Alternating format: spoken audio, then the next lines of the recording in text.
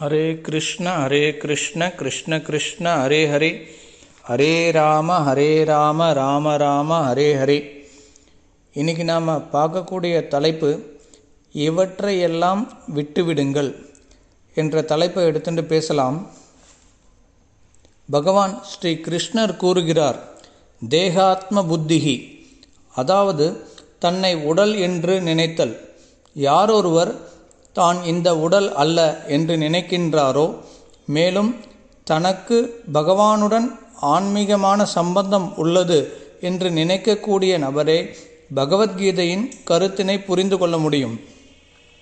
அப்படிப்பட்ட நபரே காமம், கோபம், பேராசை போன்றவற்றிலிருந்து விடுபட முடியும்.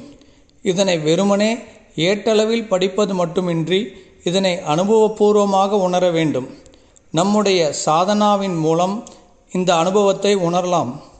நாம் கேட்பதன் மூலம் புரிந்து கொண்டு தொடர்ந்து பக்தி பயிற்சியின் மூலம் நம்முடைய உணர்வினை தூய்மைப்படுத்தி கொள்ள முடியும். தஸ்மாத் ஏதத் த்ரயம் தஜேத். பகவத்கீதை 16.21 ஸ்லோகத்தில் பகவான் கிருஷ்ணர் இந்த மூன்றையும் விட்டுவிடச் சொல்கிறார். எப்படி இதனை விட்டுவிட முடியும்? உதாரணத்திற்கு, ஒருவர் டிஷர்ட் அணிந்திருக்கிறார். அதில் ஆபாசமாக எழுதியிருக்கிறது. அதனை உடனடியாக தூக்கி எறியுங்கள் என்றால் அதனை உடனடியாக கழட்டி எறிந்துவிட முடியும்.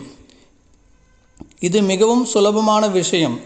ஆனால் காமம், கோபம், பேராசை இந்த மூன்றையும் விட்டுவிடுவது சுலபமான காரியமல்ல.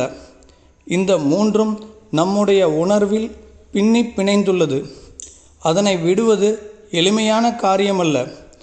அதனால் நாம் தொடர்ந்து பக்தியினை பயிற்சி செய்ய வேண்டும்.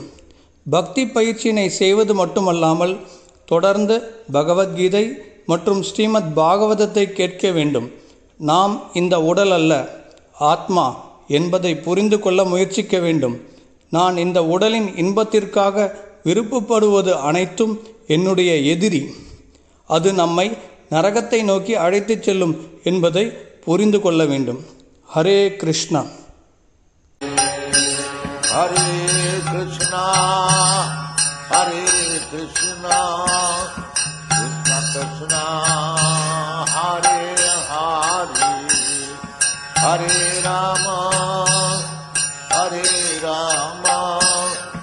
ராம ராம ஹரே ஹரே, ஹரே கிருஷ்ண